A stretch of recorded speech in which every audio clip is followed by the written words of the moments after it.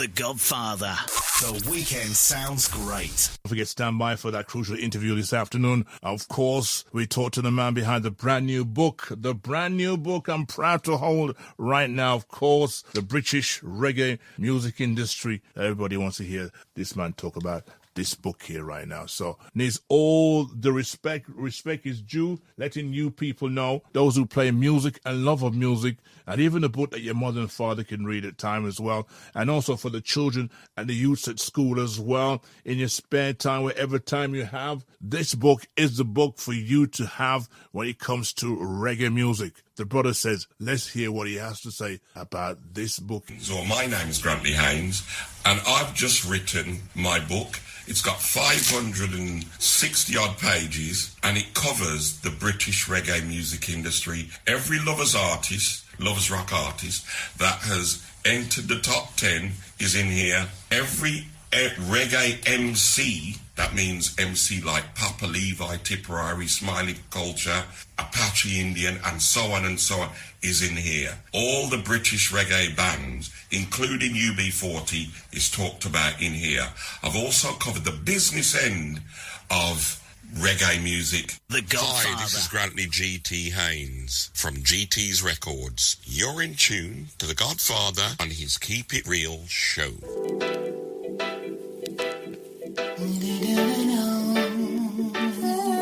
Stand by for 1 o'clock.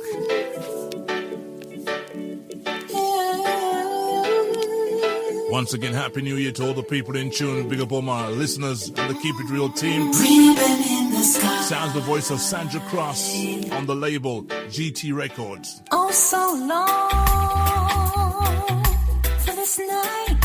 I pray that a star would guide you my way to share with me this special day. There's a ribbon in the sky for our love. If allowed, may I touch your hand? And if please, may I once again, so that you too will understand. There's a ribbon in the sky for our love.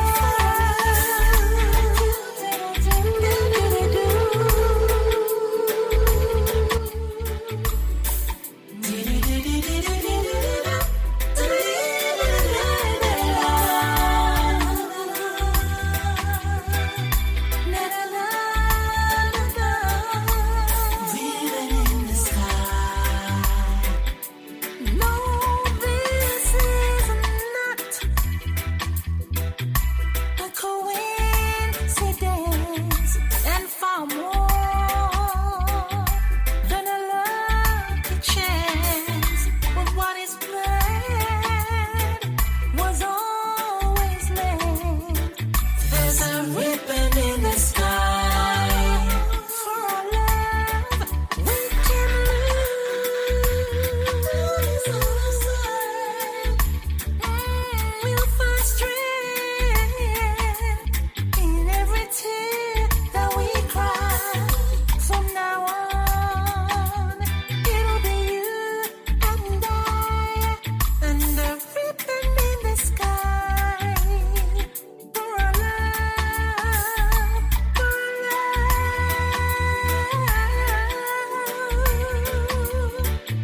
for our love. Hi, this is Grantley GT Haynes from GT's Records. You're in tune to The Godfather on his Keep It Real show.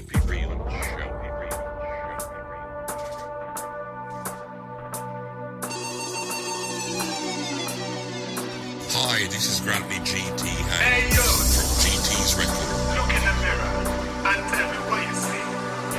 You see you, or do you see the you that somebody wants you to be? You're greater than you realize. Living your life to another man's eyes. The youths are being hypnotized.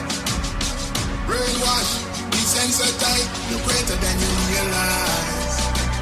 Living your life to another man's eyes. The youths are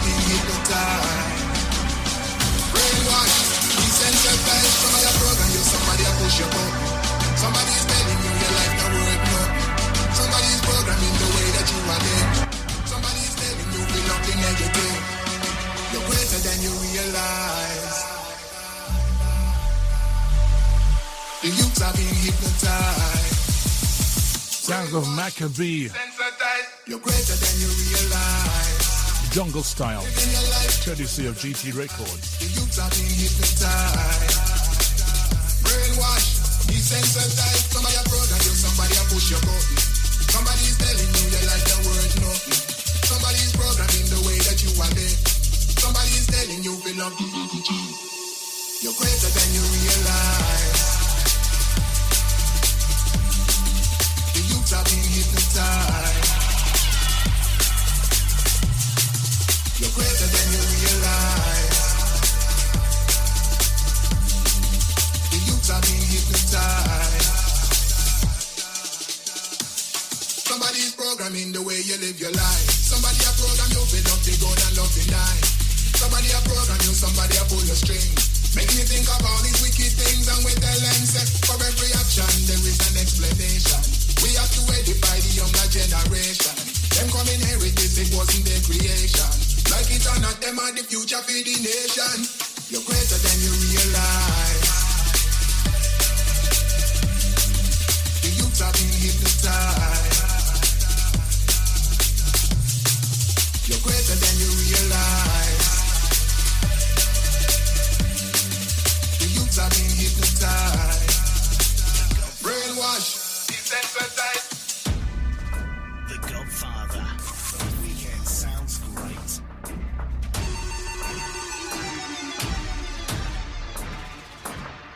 Hey, youths, look in the mirror and tell me what you see. You see you, or do you see the you that somebody wants you to be? You're greater than you realize. Hi, this is Grantley GT Haynes from GT's Records. You're in tune to the Godfather on his Keep It Real show. You got the best of me, more than I can give in every heartbeat. Just for you I live.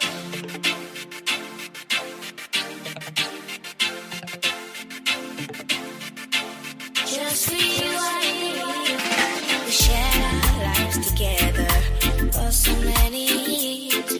Through the stormy weathers, through the joys and the tears. But oh, how this feeling has got me so confused. Feeling so rejected, feeling like I'm used. What more can I say? What more can I do? It seems I'm wasting my time trying to show you. You got the best of me, more than I can give in every heartbeat. Hi, this is Grantley GT Haynes from GT's Records. You're in tune to the Godfather on his Keep It Real show. You got the best of me, more than I can give in every heartbeat. Stand by for interview. Grantley Haynes, live inside in a short while. Stand by. SkylineRadio.org.uk. Welcome to the Keep It Real show. If it's the first time. Share our lives together for so many years. Through the stormy weathers, through the joys and the tears. But oh, how this feeling has got me so confused. Feeling so rejected, feeling like I'm used. What more can I say? What more can I do? It seems I'm wasting my time trying to show you. You got the best of me, more than I can give in every heartbeat. Just for you I live. You got the best of me, Good afternoon, Grantley. more than I can give. Good afternoon to you, sir. Manners and respect. Thank you for finding the time to be with us on this brand new year, on the 5th of the 1st, 2025. Welcome to the Keep It Real Sunday show. The man behind, I'm glad to be in it. of course, you've been a busy man for the last couple of months right now, and also leading up to your new project, which I am happy to have in front of me right now. I know a lot of people are waiting to get a hold of this book right now. The book itself, it's called, of course, for the people who are tuning in for the first time, The British Reggae Music Industry.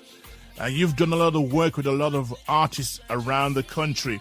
But before we do that and talk about each individual, sort of kind of introduce yourself to the people right now. Well, I'm Grantley Haynes, or GT Haynes, or the guy who formed GT's Records, the guy who formed My Boys Beats, starting, in 2014 with the young people, the guy who also worked within substance misuse, and I suppose most people know me for being a promoter of the Maximilian's dance, a promoter of the Faces dance with Aswad, Tipperary and Sandra Cross, and also the Maximilian dance with Papa Levi, Maccabee, Pato Banton and Tipperary at Maximilian's. Right, you've done a lot there. You started at least about 35 years ago? Yeah, at least, yeah. The book gives you a lot of details about each individual.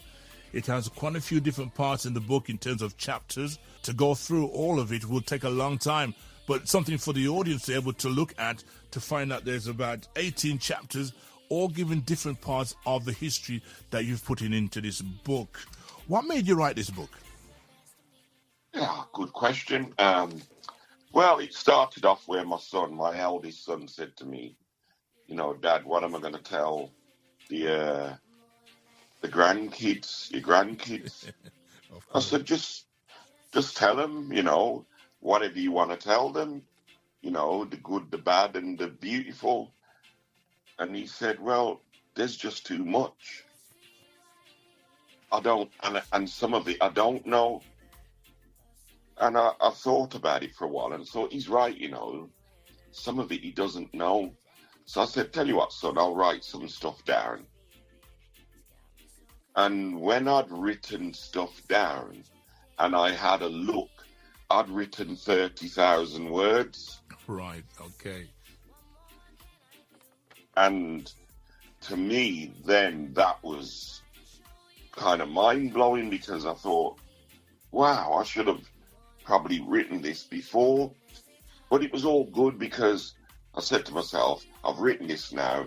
He can now show it to, the grandkids, and they will know a little bit about their granddad, which was something I wasn't able to do to any great extent. Right, and it's a good time for you also to share it with your fans as well, and the people that you've worked with as well. Yeah, that's right. I mean, lots of people said to me over the years, they said, gee, man, you should write a book. There's loads of stories. It's something that sorry to cut you there. That's something that a lot of us would like to do as well, in terms of writing a story rather than talk about it and it's a bit forgotten. It's in a book, and it's good to have that history. Well, I hope that this encourages other people to write their story, and the reason why I say that is because if we don't write it, it's gone, like you said, it's lost. Yeah. So in order to have it documented and there for when we pass away or when we pass on, if you look back at what would happen if Martin Luther King didn't write his story. I know I'm nowhere near as credible and as noted as Martin Luther or Malcolm X or Muhammad Ali, but or Rosa Parks even, and and Aretha Franklin, people like that, if they didn't write their story down, just imagine where we'd be, what would we know, who would we pass it on to? So that's the kind of feeling I got. Well, in life, no matter how big you are in life, big or small, we all have a story to tell, and people want to interact with that story, because the people on the big side have never heard what the small man is doing, and vice versa. So it's good on all circles to have that experience from both sides. Yeah, I get you. I totally agree. Right. So you've got a lot of people in your book, and I wrote it down. I wrote it down here, and one of the questions was, how many people have you mentioned in this book? I didn't really count them, so I'm not sure I can answer that question accurately. But there's a lot. But there is a lot. You know what I've tried to. That nobody. I'm not sure that anybody, or even you yourself, could mention a British reggae artist that is not in the book. Right. And that's a good question as well. That is a good question, because if we try to think about somebody that's not in the book, we'll be thinking that for quite some time. But again, for the general public who haven't seen the book but are going to order this book very, very soon, before we go any further, tell them where they can get this book from. Well, you can either get the book from Amazon, so you can log on to Amazon, go into the address bar, and you just type in the British reggae music industry, a Windrush Legacy, My Story by Grantley Haynes. And I'm sure before you finish typing in everything, it should come up, because, you know, it's doing quite well on Amazon as it happens. Right. Okay, of course. So you can get it on Amazon, or you can get it on my website, which is www.Wheeler Street. That's WHEELER Street. No dots or no gaps. Street as in STREET. Products, which is PRODUCTS.co.uk.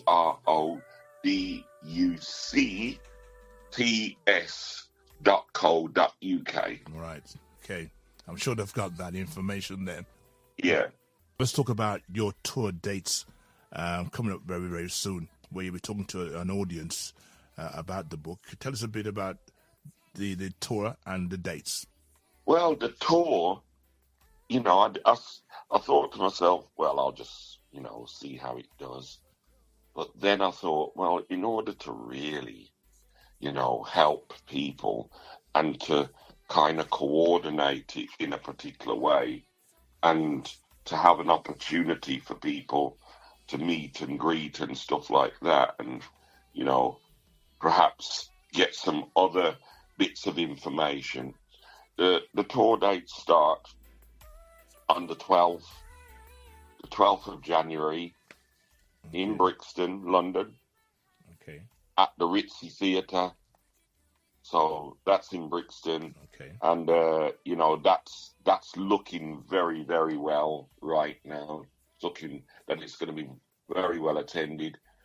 And that's quite a big feat to do that. So I'm really pleased about that.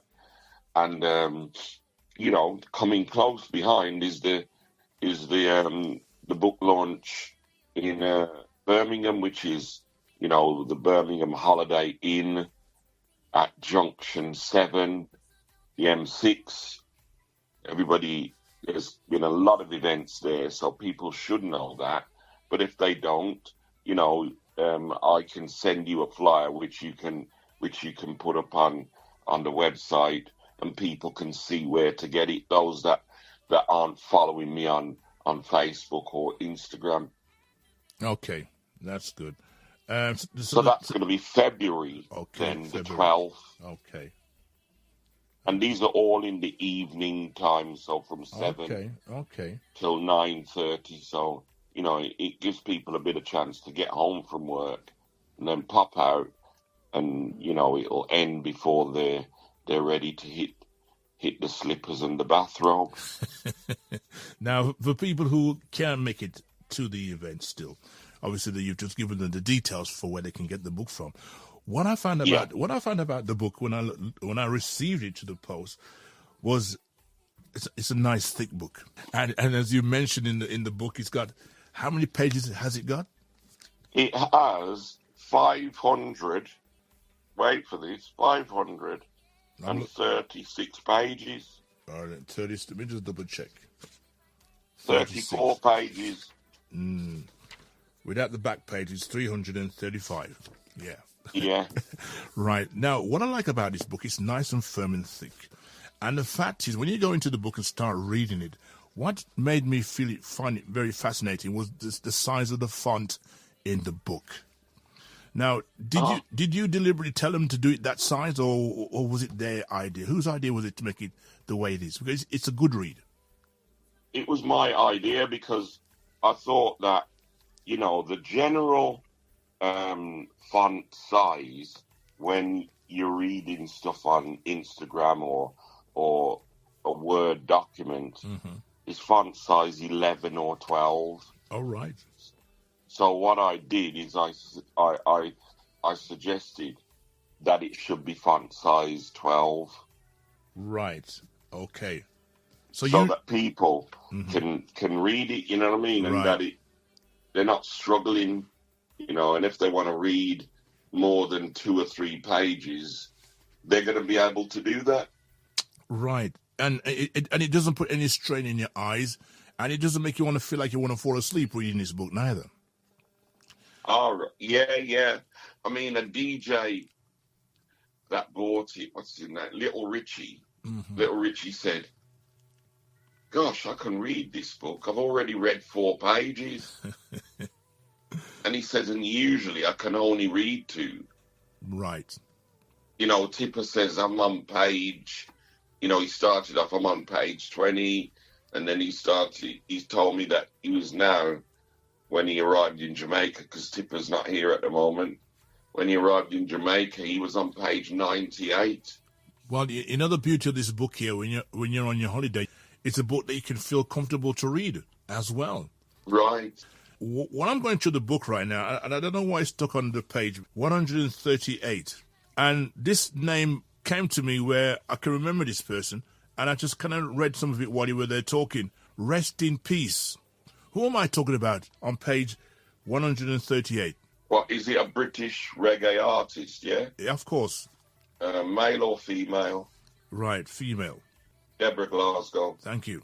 I remember meeting Deborah Glasgow in 1986 at the Mark's Apollo studio in London. Tell us about that first time. Right. Mark Angelo, right, he's the brother of Linda Lazardi, you know, the page 3 model. Mm-hmm. And between them both, they owned the studio. And apparently sometimes when we were in there, in the studio, because they had 2 studios within the complex, she'd come in with her baby or she'd come in. So I met Linda Lazardi about 2 or 3 times. However, Mark had an engineer called Lindell Lewis, who was principal in the Tipperary Hello Darling track. Mm-hmm. Yeah? Yes. And he played keyboards on the track, and he also assisted Tipper with doing some of the harmonies. Yeah? Mm-hmm. So alongside Chris Cracknell, Patrick Donegan, Chris Cracknell, Patrick Donegan, and Lindell, and myself and Tipper, obviously, you know, that union still exists today. Right. Okay. So that's great. But one of those times, Patrick Donegan brought in Deborah Glasgow. By this time, she'd already done a few tracks. You know, she'd done work with Mad Professor and Sir Lloyd, and she'd done the backing vocals on a majority of the Winsome tracks, you know, Winsome Homebreaker and all that lot, those tracks. Right. Deborah Glasgow's doing backing vocals on those tracks. Right. So Patrick brought her in and he said, GT, I need to have a word with you. He said, Deborah, and I met Deborah that time, and he said, Deborah's done a kind of version, remix for the Tipperary Hello Darling, and we like to put it on put it out, but Chris has mentioned that you need to agree, you need to do the business. So obviously I wanted always to promote other artists, but, you know, I was a little bit skeptical because this was a track that had gone into the national charts. And what was the name of the track? Hello, Darling. Okay, of course. But Right, so... Before you go any further into that, what I wanted to know, what was your relationship meeting Deborah Glasgow? Because back in the days when she was alive, she made a great impact. Well, this is before she'd done all of that. Was that right? Okay. Yeah, this is before, when I met her, was before she'd, you know, gone to Jamaica and worked with Gussie, because that relationship started when Chris had moved, you know, Greensleeves had moved some of their outfit to Jamaica and had, you know, contributed to the building of Gussie Clark's studio. Right, okay, I get you know, provided a lot of the equipment, provided a lot of the musical equipment like the emulator too, you know what I mean? And, you know, it was a great studio, you know, which is one of the biggest tracks that came out at the time was the Gregory Isaac Rumours track. Yeah, so I heard that track about 4 months before it hit the streets. So I knew that the whole union was going to do well. And Chris told me that, you know, that Gussie had heard Deborah Glasgow's voice and he felt that he could do something. Okay. Well, okay. One thing led to another. Deborah Glasgow flew to Jamaica and did the Gussie tracks, worked with Shabba, worked with Beres, you know what I mean? Yeah, and created the album that became her album on Greensleeves, you know, self-titled Deborah Glasgow. So, but before that, what kicked it all off was You're My Sugar, which was the remix to Hello Darling on the same track. Okay. The book has got so much different people in there. You got, of course, you mentioned working with UB40. What was it like working with UB40? How did what was the relationship like? Well, the union between UB40 and I came as a result of the Baggeridden stuff. A little bit before that, because I used to live on Birchwood Crescent in Birmingham. Right. And Ali Campbell used to live around the corner from Birchwood Crescent. So we all knew each other. We was close to each other anyway. And UB40 used to play at the Fighting Cocks. They used to play at the what's the other pub called? Oh, I can't remember the pub, but it's in King's Heath. And it was an awesome time for bands in Birmingham.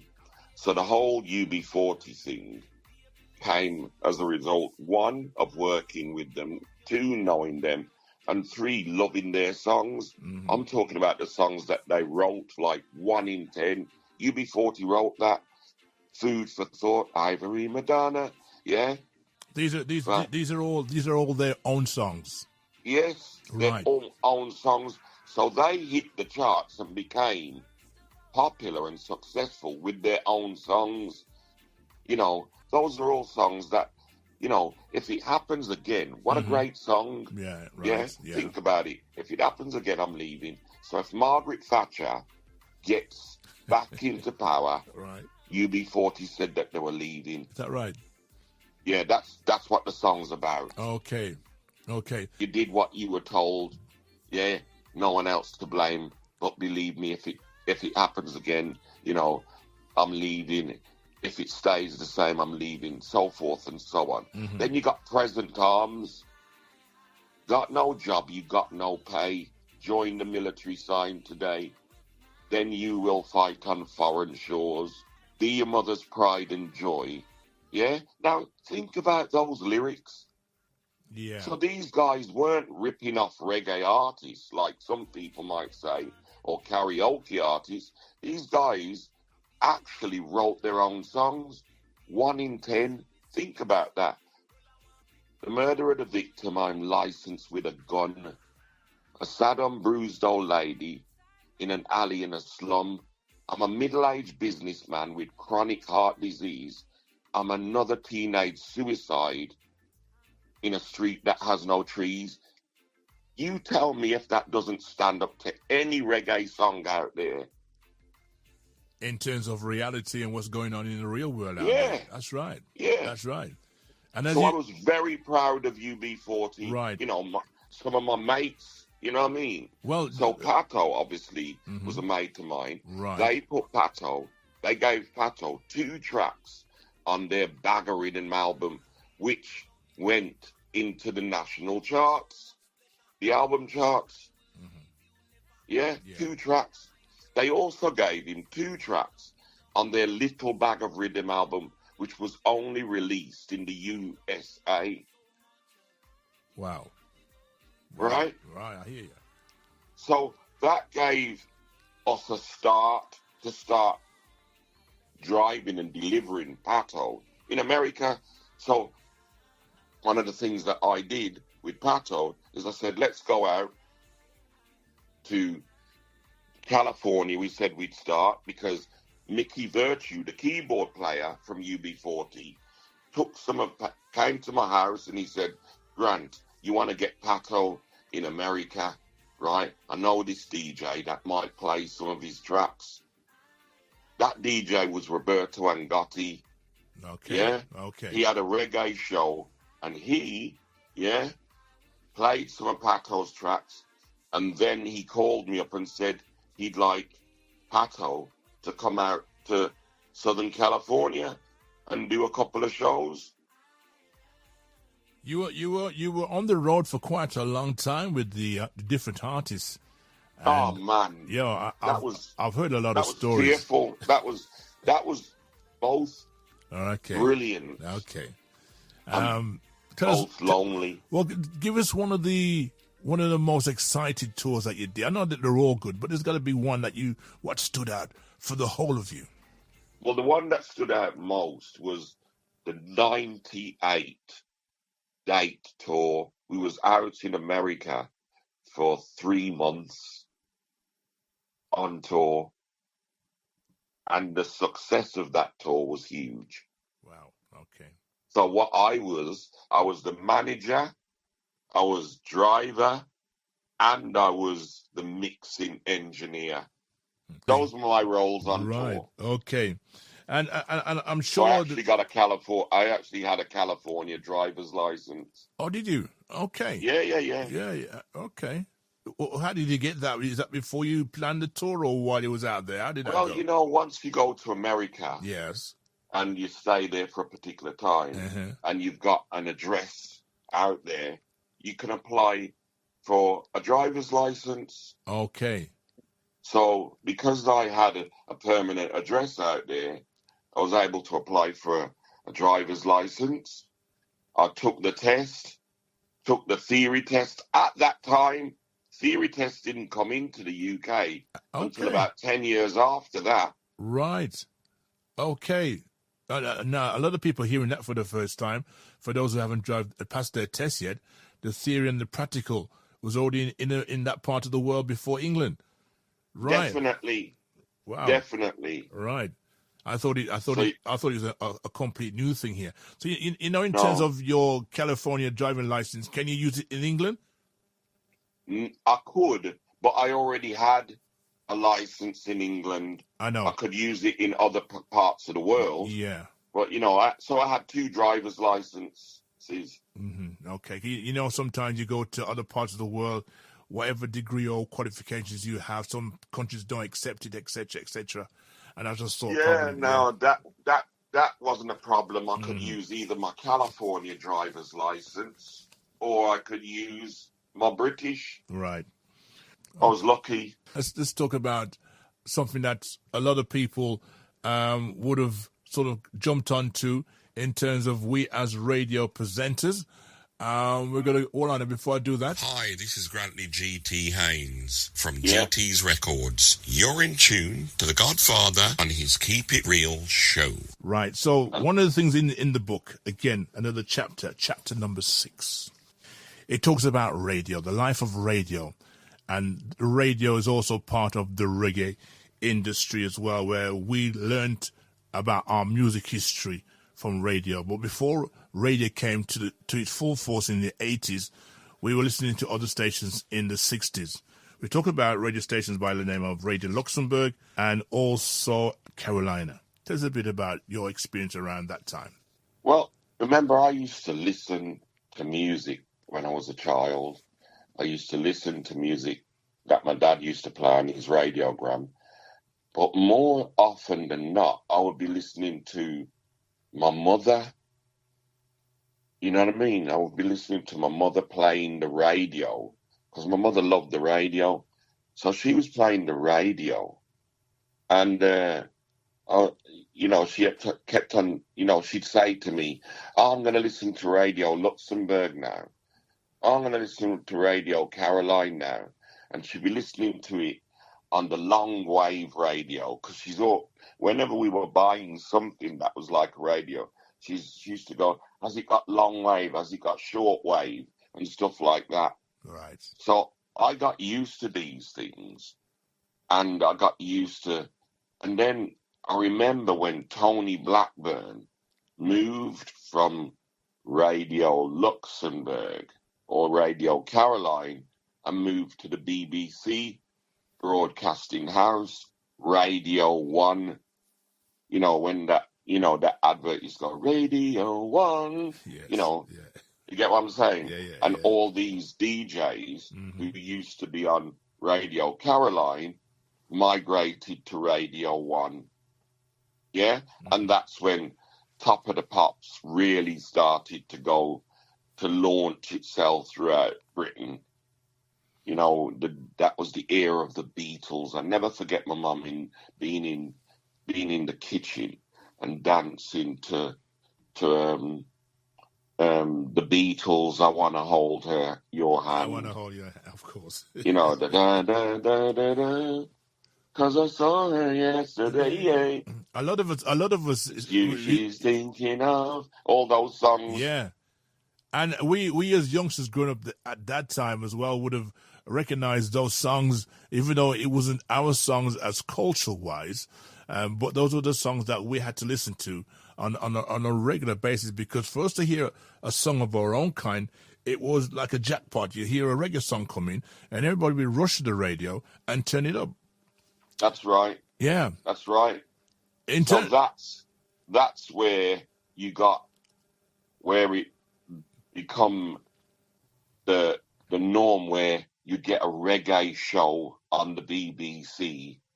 Yeah, every Sunday evening. Remember those times? Right. The ranking Miss P was a trailblazer, and That's so right. on and so on. That's right. You know what I mean? Right. At the time, who was one of the first DJs to play reggae on any of those platforms? Can you remember? Barry Curtis? Yeah, it could have been. I think he came afterwards. There wasn't much around at the time. He was more on the stations in Birmingham and also here in Wolverhampton in terms of That's Beacon, right. Beacon Radio. He was on Beacon Radio. Yeah. You had the likes of Tony Williams, right, London. Yes, right. Yeah, Mm-hmm. He was there for a good while. Then Rodigan came after him. Yes, that's right. Yeah. Obviously, there was a corporation. I'm just looking at this corporation here, Dread Broadcasting Corporation, and DBC. Tell us a bit about that. Well, they were a pirate radio station. Right. They led the pirate revolution, which revolutionized reggae music here in the UK. Wow. Skyline, PCRL, them DJs, Leslie Charmer, them man there, Skippy and Lippy, they did it for Wolverhampton, PCRL, Cecil Morrison, Pilot, and Carlton, and people like Trevor Ranks as well is also part of that setup as well. Definitely. You had individuals that used to lead talk shows. That's right. Um, Well, I don't know if you can. I don't know if you can remember the Night Rider. yeah, definitely. Yeah, Night Rider was one of the voices of radio back in them days. yeah, You know, and yeah. he's no longer with Definitely us, but remember Knight he was Rider. yeah, man. He was one of them Yankee voices that a lot of people would like to reach that. But what was interesting in what we just spoke about was the fact that the Dread Broadcasting Corporation was the first radio to start off all the other radio stations that we're hearing today. Yeah, Some are still here, some are no longer with us. Ourself and another station from London, Vibes Radio, has yeah. been Vibes FM. Yeah, Vibes FM. We two are the longest radio platform in England. wow, that's 30, fantastic. 36 years. Yeah. And I tell you what, we're still counting. You see, and this is why I say in the book is about the British reggae music industry, Mm-hmm. and it chronicles right from the beginning to where we are today. But people don't realize how many artists were British. Yeah? Mm-hmm. People don't really realize how everything was connected, because nobody's ever put a book together, as far as I know, that chronicles the industry. There are one or two other books around, but nothing to do with the title of a British reggae music. There's other books around which I have in the studio on my shelf. I'm just looking around at the moment, but obviously this one's the first one of its kind, and working with people within the industry of the reggae world in England, where the majority of people from outside of England took notice of how the music was done and made. And to tell you the truth, I heard your name on a sort of a conversation between my Keep It Real team. I have a team of players with us, fans as well as listeners, and what it was, your name came up in the conversation. Oh, that sounds ominous. Yeah, and it's like it's doing a book, etc. I asked him what the book was about. He said, "Well, it's doing a book. You got the link?" And I said, "Well, yeah." So as time goes on, we say these things, and as time goes on, we tend to move on to something else. But we met in a funny position, but in a very good position as well. We met at the Vinyl Thursday Clash final. Yeah. Yeah, and you was introduced to me. Was, as a bigger man than me, you did a push. You did a push past me, and me look upon you hard. Okay, so and then we got talking, and it was nice, man. It was that was a really nice meeting. It was, because it was Mr. Fix that said to me, "This is Haynes," and I said, "Okay." Okay, and because of obviously the occasion for the time, we couldn't really say much, but we took numbers, etc. So we'll make a link, and here we are today. Talking about the book and yourself and the history, which is going to be interesting for a lot of people who love reggae, not just we of people, but people of all color. Yeah, because everybody's dancing to reggae nowadays. Yeah, because it makes no British reggae, I think, was instrumental in taking reggae further to the masses out there. Mm-hmm. You know what I mean? Not that Jamaican reggae didn't, but British reggae started to say something different. Mm-hmm. Yeah. It talked about consciousness in a different way. Consciousness when you're living in a concrete jungle, when you're suffering, people discriminating against you, when you're suffering the hardships of poverty. You know what I mean? Those are things from a British standpoint that people, say, in the Caribbean wouldn't understand, because they thought everybody that lives in Britain has got to have money. Yeah. They never thought for 1 minute that we were broke and that we were saving for years to go to the Caribbean and stuff like that. You understand? Yeah, of course. So that's why I'd be going to Jamaica or Barbados or one of them islands with a suit full of clothes, and coming back with a rucksack. You know what I mean? Yeah, or rather an empty suitcase. Yeah, Yeah, because you'd give them what you got. that's because right. That's right. They felt that you were much more better off than them. Mm-hmm. But in some cases, they were better off than us. Well, I played the extract a little earlier today about the fact about Jamaica. Is Jamaica really a poor country, or was it a psychological thing for them to say that Jamaica was a poor country to get us to go overseas to live a better life? But are we living a better life? Well, I would say this. I look at it like this.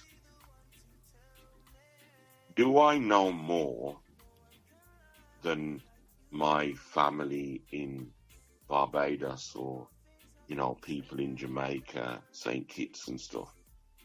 Debatable. Mm-hmm. Yeah? Did I have a better opportunity than people in Barbados or Jamaica or such like? The Caribbean, yes. And I would say yes. Yes. Because I had the chance to go to primary school, then junior school, and secondary school, where in the Caribbean, in order to go to secondary school, you had to pay. And if you didn't have the money, you weren't going.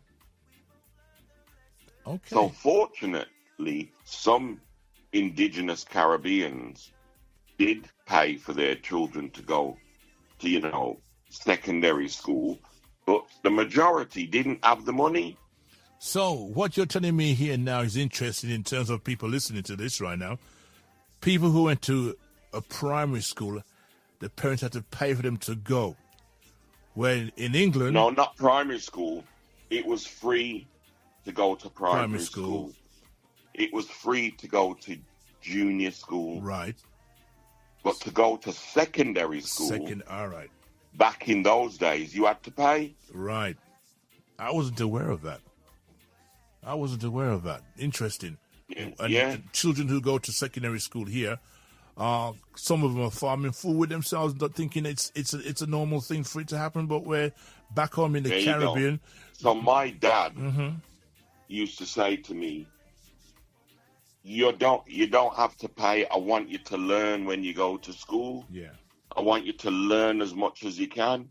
Right. Because if you were in the Caribbean, I would have to pay, so you wouldn't be going because I couldn't afford it." I also heard them talking, about things like the racism. Well, they used to call it color bar back then. Mm-hmm. You know what I mean? Yeah. And I realized that life was tough, especially when my dad and his mates would be talking about, the Teddy boys and them boys. Oh yeah, man. They used to talk about the Teddy boys. They used to talk about Enoch Powell and Rivers of Blood speech. Okay. And these were people who asked people from the Caribbean to come over here.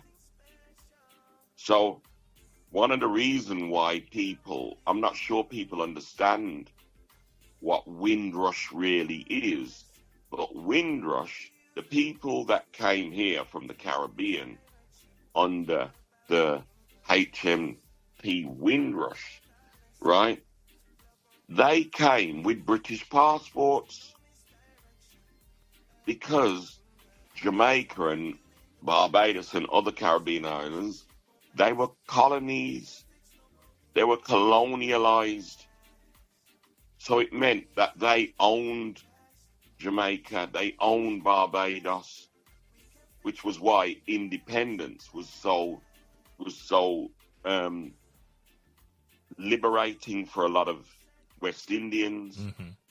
However, once you'd spent over a certain amount of time in the UK, you could apply for citizenship and naturalization, which a lot of Caribbean people didn't do because they thought, well, I'm here already, everything's all right.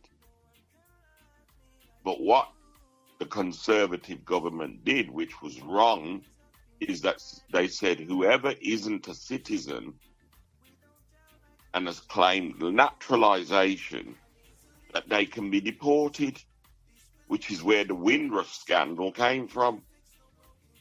Right. So it's similar to how the post office scandal as well, in terms of the comparison in both things.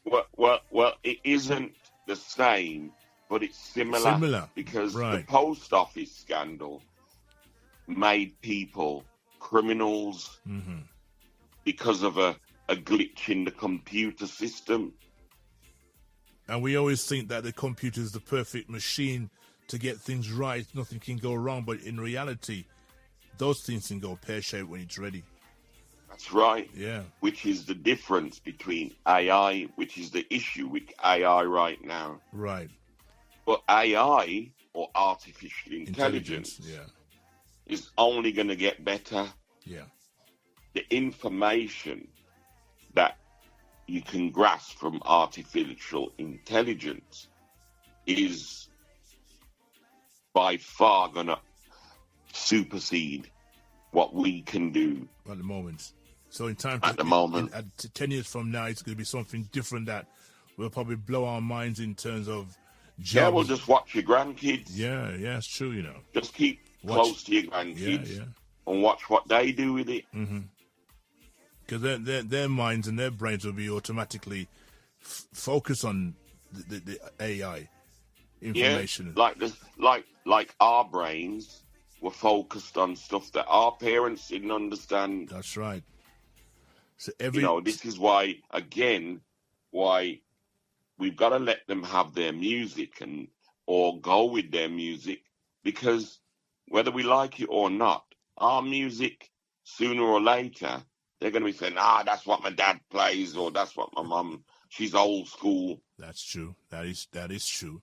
So in the meantime, because that's what we used to say about our parents. Yeah, but funny enough, though, okay, on saying that still, because we still play the tunes that our parents used to play on a Sunday, and we tend to kind of love it with respect more now, because we're thinking all the time we hear revival songs and the big people music. We respect the fact that they had gone through struggles to reach that stage, to have a little bit of happiness when it wasn't at work on a weekend. Yeah, which is where sound systems came in. That's right. So in the book I talk about sound systems and how sound systems was the radio stations for Black African Caribbean people. Yeah, that's true. And, the likes of Top of the Pops, everybody would have listened to Top of the Pops on a Thursday evening just to hear the reggae songs from the reggae artists and all the people that was on Top of the Pops. You've got those people in the book. What about the track is called Double Barrel? Any connection with that? Well, Double Barrel, the only connection I've got with that is that I used to play that song off my dad's Blue Spot radiogram, and then I used to play on my little sound system that I had, and I used to play at school discos. Right. And I liked the way that he used to toast. Yeah. Yes. Yeah. It was amazing how the girls on Top of the Pops. What's the name of the group of the girls that used to do the dancing? What, Pan's People? That's right. Yeah. It was an enjoyable to see. Yeah, man. And a lot of people, we used to go to school, we used to talk about Top of the Pops and the industry of reggae, and the fact that we could run to the shop and buy our vinyls. And that time, vinyl was very cheap at the time as well, Well, I think it was relative to other costs at the time. Mm-hmm. You know what I mean? But one of the cheapest albums that ever came out was a Frontline album. Remember that album? Yeah, Virgin. Yeah. Marketing. That was the first experience of good marketing that I'd ever seen. Ever. It was a loss leader. It was 99 pence for an album. And you had 10 tracks on it. Yeah. And people wondered how on earth. So those that Virgin album launched the Mighty Diamonds, launched a lot of other singers. You know what I mean? Like U-Roy and people like that. It's something that Virgin Records put out there. Well, Richard Branson put out there to flood the market. Well, that Virgin was going to be the next Island Records. Yeah. Well, you know, in terms of the history of reggae music, and there's so much stuff to talk about, and we haven't even touched half of or quarter of the conversation in this book here right now. I'm going to sort of stop it here right now. And what I want to say that just to remind the people that you've got your launch coming up on the 12th of January. That's in London. Yeah. And also on Wednesday, the 12th of February. Yeah. You got your launch as well. At the Holiday in Birmingham in 27, the M6 motorway. Okay. Right. So what I'm going to do is after you've had those launches, we're going to invite you back. All right? We'll arrange a time for that and a date, and just to go through the elements of how things are going and the response from the general public and also from yourself as well, and talk about the artists as well and some of their songs. You would have heard me play a couple of songs in the background, but we want to feature them more in detail because there's a lot of people in this book that we still haven't mentioned as well. Yeah, man. So we're running out of time here right now on this Sunday afternoon. Once again, I want to say thank you for being with us and being with the listeners here, and also the fact that you brought a project to the audience that I'm sure that they're going to grasp as well. And also we're going to talk about your second book to come as well. We won't touch base on that right now. We'll keep that in the pipeline for the next time we talk. But is there anything you want to say to the general public before you do go? Well, yeah, I just want to say thanks. Many thanks. I've had so much feedback and love from the public about this book. I never thought that it would start off like this. But, you know, the sales are going well, and the feedback has been great, enormous. So thank you for that, and I hope you continue to, you know, check me out, check out new projects that are coming out. And I hope you like the book, because the book's got so much areas. Check out the website, you know, but the book has got so many areas that I'm sure at least 2 or 3 or 4 will be key for you. Yeah, of course. That book there, of course, the British reggae music industry and the Windrush legacy. Of course, the book for everyone to get. And it's a good read. Jump onto Amazon, get your order, your book, and get through. The official launch date for the book is when? Well, it was published on the 12th of December. Right. But the official launch date is the 12th, obviously. No, the 15th of January. Okay. In Brixton, London. And then I'm going to have one in obviously Birmingham, and, you know, there's other launch dates being looked at the moment. I hope that you can get a launch at our place in Wolverhampton, if people can get down to Wolverhampton and have a launch there as well. I'm sure there's a lot of people. I'd love that. I'd love that. Yeah. You know, we can talk to the organisers of the Heritage Centre. Would be the ideal to have that conference. On probably on one of the evenings or the weekends. I would have preferred the weekends because I'm free that time still. But we'll see what we can do. We can talk to the people and see what we can do to have a book launch as well. Because there's a lot of people in Wolverhampton that love music, and Wolverhampton's known for their music. Yeah, we have some great sound systems in Wolverhampton, and in terms of people like Sir Christopher and also the Coxon Dads, and also our contribution, also condolences going out to the Fatman family in London. There's a lot to admire, and all the girls and the ladies and moms who used to buy their records and play your songs. Like, you know, sometimes in the dance, in that revival dance, there were a couple of songs played. Say, yo, GT, your song I play now. Yeah. The clash. Yeah, man. So, you know, it's all good. But we run out of time here right now. I want to say thank you very much. Thank you very much indeed for finding the time to talk to us on this brand new year. and all the best for your book as well, sir. Yeah, man. Well, thanks, Godfather. Thanks. Thank you so much for that. Enough respect every time, brother. Well, Yeah. all right. Gotta say Yeah, goodbye. you're a great host, man. Oh, thank you. Thank you very much. Thank you. Yeah. Okay, so until we meet again and make another date to speak again about more about the book and the outcome and also the songs and the artists, gotta say goodbye, God bless, take care, and look after yourself till we buck up. Yeah, man. Likewise. All right.